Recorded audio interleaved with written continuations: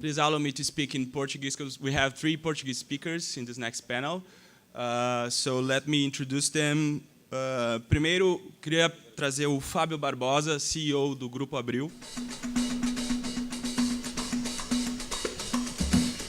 André Guimarães, diretor executivo da Conservação Internacional.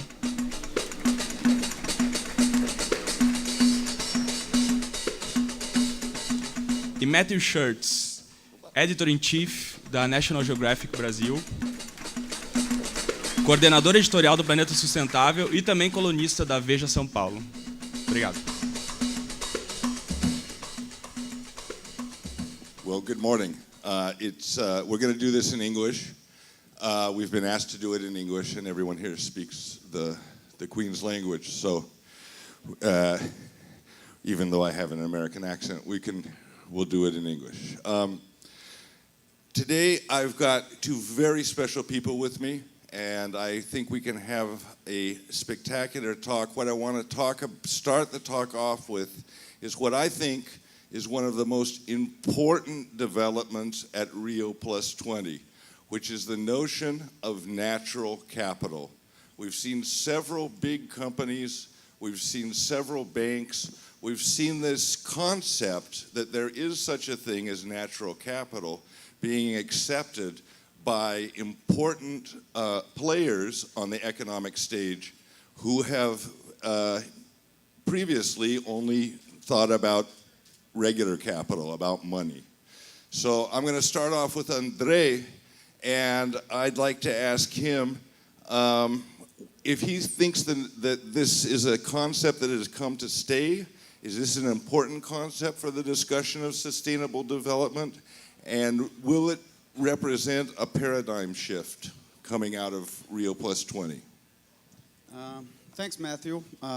Good morning, everyone. It's a pleasure to be here. And going straight to the point you made, I think this is the concept for the future generations. Natural capital, first of all, needs to be understood. What is natural capital? Let me quote a number. I like numbers. You know, Brazil, for example. We're in Brazil. Brazil has grown 34% over the past 20 years. 34% in GDP. GDP. You know, this traditional analysis that, you know, the United Nations and the countries and the companies make. If you subtract the loss of forests, the degradation of land, the pollution of rivers, the changes in climate of this number, we end up growing only 3%. So the difference, the balance between the 34 GDP growth and the 3% that we actually grew, it means that Brazil eliminated, or the growth of Brazil was based on its natural capital. So we have to take into account, on one hand, the risks of not calculating well or not incorporating in our balance sheets and in our decision-making processes the natural capital, which is, on one hand, pollution, degradation, etc. But on the other hand, we have to look at the opportunities that the natural capital bring to us in terms of new opportunities, organic agriculture, using biodiversity for cosmetics, as the company Natura in Brazil does. Using, you know, I don't know if you know that, but about 40 or 42% of the cancer medicines are based on biodiversity. So incorporating or taking advantage of the natural capital to do business, to improve the quality of life, you know, at the end of the day means that we'll have human well-being based on the correct use of the natural capital. Fábio, let me ask you, is this practical? It sounds very, very alluring to me. It's very enticing intellectually. From a businessman's point of view, you've been the president of several banks. You're now the president of one of the largest media companies in Brazil, in the South America. Can we incorporate this in a practical way into business?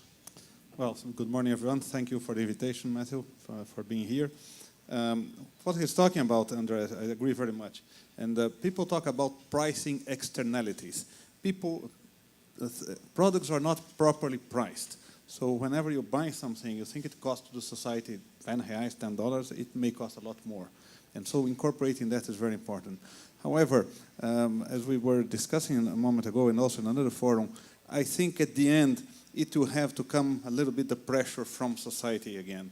I'm very much optimistic that we are now discussing here social media, because I believe, and I'm optimistic also, as Andrea was saying, that there are many opportunities that will come, provided that society understands exactly what is good and what is bad. So education of the consumer, and the consumer pressuring the companies so that the companies start properly disclosing what they are doing, I think is the key concept. We will have, for instance, as we're talking about new products, new technologies will be driven by consumers pressuring. So that's why I like the idea of having the social media, people talking to each other and alerting to what are the impacts caused by this and that. Over time, I believe the concept that he's saying, that pricing things properly will be a reality, but it will demand more pressure from society, especially from the young people saying, I would like to know. For instance, just a quick example, a colleague of mine was saying that he was surprised when he saw consumers asking how much CO2 does it come from 100 kilometers ridden by a car. So he wanted to know that model. So he was trying to compare things that in the past was never asked. So these things are being asked. At a point in time, these will be also cost for fuel and so on. So I believe that consumers may put the pressure on and get this done. Let me stay with you a minute here, Fábio. Now, putting on your as the president of Abril, and which has more than 50 magazines at the company and all sorts of websites and all sorts of social media, do you see I should say our company, because we work at the same company. Do you see our company putting that pressure on the companies? Do you see us educating the consumers in that fashion? Do you think that will sell magazines? I think that at the end, it's a circle. And I don't see anymore the top-down things happening. So it's not up to the media, to the government, or to the academy to do that. It's up to each one of us. So things are coming. And I normally say, as a sentence which summarizes what I think, I say that my generation may not have left a better world for our children, but it sure left better children for our world. So these people are a lot more conscious, and they understand, and they like to know more about it. Therefore, as they get more interest, I think the media will come also and will provoke new thoughts, and over time companies will develop new products, new opportunities will come, and the magazines will then reflect that. So I believe it's a process. It's going the right direction. We may challenge here whether we are going at the right pace or not, but certainly we are going to the right direction. So I think, yes, there is a increasing interest, but it has to do also with education, with new mentality, new mindset, and that's more on the young people. So I'm very optimistic about the future. Okay, thank you, Fábio. Going back to you, André. Now you work for Conservation International, and Fábio is very optimistic. How do you see the future of conservation? Is conservation making a difference, and will it make a difference in the future? That's a great question. Conservation International is just celebrated its 25th anniversary in January of this year. And throughout this more than 2 decades of work, we've focused our efforts and our science and our energy into, among other things, creating protected areas. And I want to connect that to Fábio's point here in terms of the importance of education, the importance of making sure that the young people, making sure that the public, making sure that the consumers are well informed. Protected areas, national parks, extractive reserves, ecological reserves, and so on and so forth, are often seen, at least in Brazil, as a liability. You know, it's an isolated area in which I can't use. This is wrong. This is completely wrong. Protected areas have to be seen as reservoirs of natural capital. They have to be seen as how can I say, as inventories, okay, as places in which we have our biodiversity preserved to use it correctly and smartly to our own benefit. These are places in which we protect water reserves, for example. Just to quote, we are in Rio de Janeiro. Rio de Janeiro is a city that has a bay that separates the eastern and the western part of the city. The western part of the city of Rio de Janeiro is an area, a city called, a municipality called Niterói. Niterói has about 4 million people. These 4 million people depend upon water that comes from from a state park. Mm-hmm. So people need to understand. Which park? The Parque dos Três Picos. Mm-hmm. I can't translate that in English. Three Peaks. Three Peaks Park. Yeah. Okay. It's up in the mountains, and all the water springs that would supply water to Niterói would come from this park. So people need to know that. On one hand, how important are the protected areas to supply the necessary assets or the necessary natural capital that we need for our lives. And that's a crucial role that the new medias, the social medias, have to play. Because the consumers, once again, and the young people and the voters at the end of the day need to know that. And the efficient way to reach this audience is the social media. Yes, Fábio. Just to complement, because sometimes people put this idea of the natural capital he's referring to and other externalities as something that is not up to the business to look at.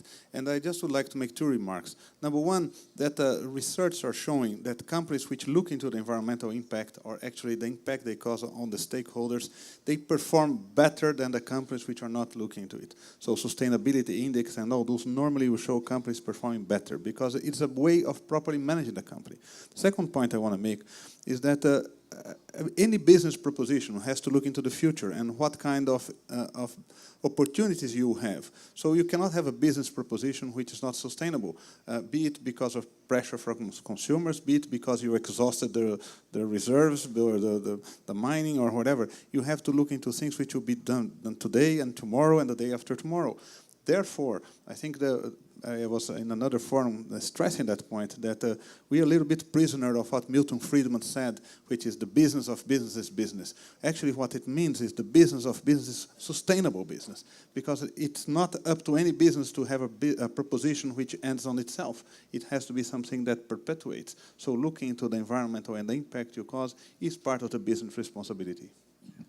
Okay, I think you've both touched on very, very interesting points here. I think there's one of the big changes is that before, the general population didn't want to know what the CO2 emissions of a car are. They didn't need to know where their plastic bags go or don't end up. They didn't need to understand, and even in business, you didn't understand the process from cradle to cradle, as you say, from the beginning to the end. And I guess at the end of the day, my question is: Are we smart enough as a species? Do we really want to know all these things? Are people interested? Are we going to be able to make them interested? And how do we do that? Once again, Matthew, I think the answer to your question is to communicate well. I like to say that we environmentalists, we entrepreneurs, we leaders, we decision makers, we have to get out of our offices. We have to get out of our labs. We have to communicate well with people. When I go out in a shop to buy a car, I take into account a few elements. First of all, it's the price of the car, to see if it fits within my bank account. Second one is the color, then the equipment that the car has, then what's the level of status that car will going to give me. And then let me hold to this level of status thing.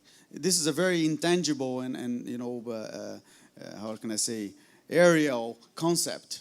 But within this concept of the status that a car will bring to you, today, the bigger the car, the most expensive the car is, the higher status you have.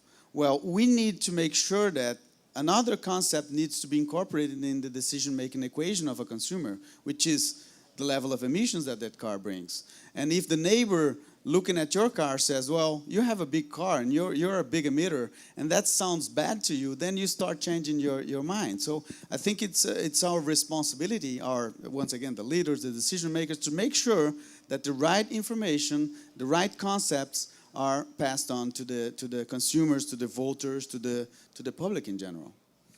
Fabio, I think that's a very interesting point, and I'd like you to say, what is the role of advertisers in how do you foresee, is the role of advertising going to change? Because pretty much up until now, when we advertise cars, we advertise the status of the big emitters, just to use the example of cars. Do you foresee a change there in advertising, or has advertising understood the message? Will it understand the message? Yeah, you know, Matthew, I think at the end, as I mentioned, it's a process. We keep looking for someone who is going to break either governments, which will not do, or either the companies, which will not do. Again, it's up to us as consumers. Companies will advertise also based on what they feel society is starting to attach value to. They create through some perceptions and some values, but they also respond to what is happening in society. I don't believe that they are disconnected and they are driving society this and that way, because people today are a lot more educated. They can make their own judgments. Maybe in the past much less, today much more. Actually, social networks is of such an importance. And I'll give you an example. One of these days we're talking about a certain car, and people were saying, yeah, that's important, and I saw the advertising, this and this and that.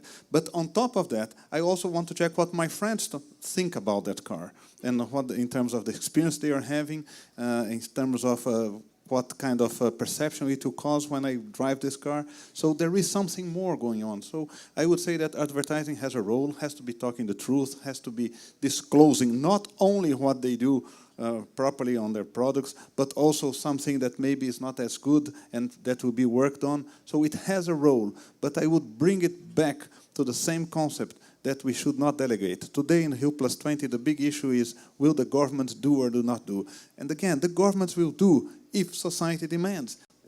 Politicians are after votes, and votes will reflect, will come based on what people are perceiving as relevant. So if the society shows that, companies will come and governments will come. And advertising, I think, yes, it has a very important role, but is also part of this process.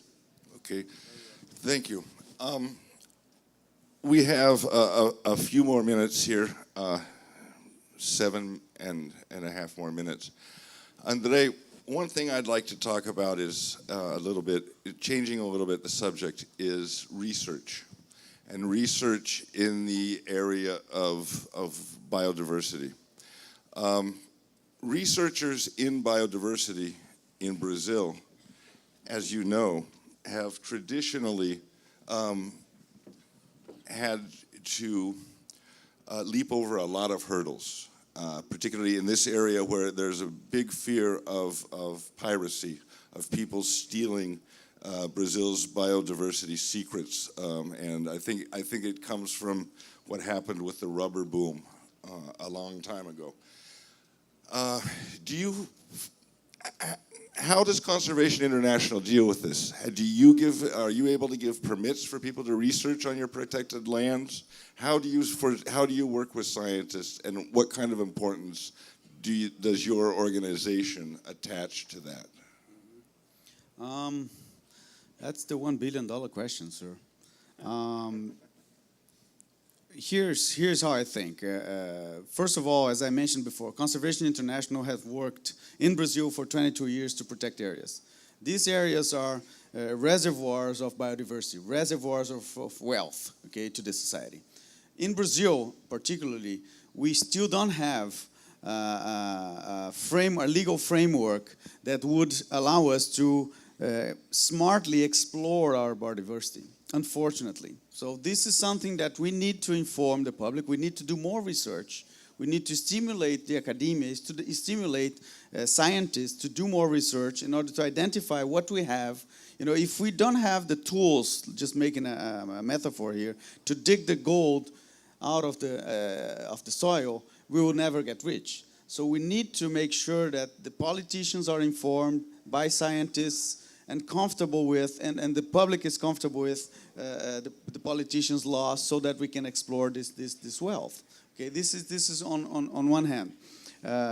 On the other hand, we need to have more, let's say, accuracy and more. My CEO, Peter Seligman, Conservations International CEO, has this wording which I like very much, which is we have to break the silos. So companies need to get out of their comfort zone. Scientists need to get out of their comfort zone. Politicians, again, we need to be influenced by each other. Fábio mentioned the Rio+20 politicians and the decision that they are holding and the pressures that they are suffering, etc. We need to put more pressure. We need to make sure that these politicians are out of their silos. We need to make sure that the corporations and the private sector decision makers are out of their silos to make sure that they are making the right decisions towards sustainability. Well, Fábio, thank you very much, André. I've got a question from online here, and it addresses precisely what you're talking about. And it says, I'm gonna make this question. I'm gonna ask you this question. It says, well, how should governments and political institutions become more engaged in social media, in the social media discussion? Should they? Yeah, I think they should actually be connected with society. If anything, the social media will take out one layer, will become much closer to the government if it works out properly. It will take time, there'll be new people, new mindset, young people do that more easily, old people do that, it's more difficult. We have to understand, again, the issue of it will take some time, but it will be very solid. So I think the government has to be and is being a lot more connected. I was on Saturday here on Rio+20, I think you're here, we'll talk about the Rio+20 dialogues, and that was something, an initiative of the Brazilian government to put up some subjects to be discussed and to be voted by social media. So it was a very, very important one. But I think the government will have also, it will be connected, it will be feeling the pressure from society, and it will have to develop its own goals. And I liked very much when we were discussing one of the most voted issues by the social media, as we discussed last Saturday, was really to come up with the sustainable development goals. In other words, we have to talk a lot, but we have to have some goals. And the business mentality will be very helpful on that, because I see business today very much committed. And business likes to work with goals, with metrics, and I think we have to do the same thing with environmental impact. So I'm very much optimistic that as an outcome of the Rio+20, if we don't have immediate goals now, we will have, like the Millennium Development Goals were very useful. I think the Sustainable Development Goals is a good proposition that I would like to see moving, and that would be connected with what society is demanding to the government. Okay, thank you very much. This is a fascinating conversation. We've got a few minutes. I want to give each of you one more opportunity to speak, okay? And the Rio+Social event is about, why Rio+20, about social media, and about the future. So I'm going to ask both of you if you would each give me a minute of your time, of your thoughts about the future. What do you foresee, and what should we do in the upcoming years? And I'm talking about the next 5, not the next 10 or 20. Yeah. Well, first of all, I'm totally with Fábio here that if we design correctly the objectives and the targets that we are aiming at reaching, we'll be making a big leap, making a big jump ahead. And I believe that society, not just politicians are just one aspect of society, but corporations, social groups, civil society organized, different levels of the government are sensible and sensibilized to the needs that we need to change, to the necessities that we have to put in front of us. I just wanted to finalize, Matthew, with a comment about Brazil. Brazil has a big responsibility, not just to be holding this event here in Rio, but because it is a mega diverse country.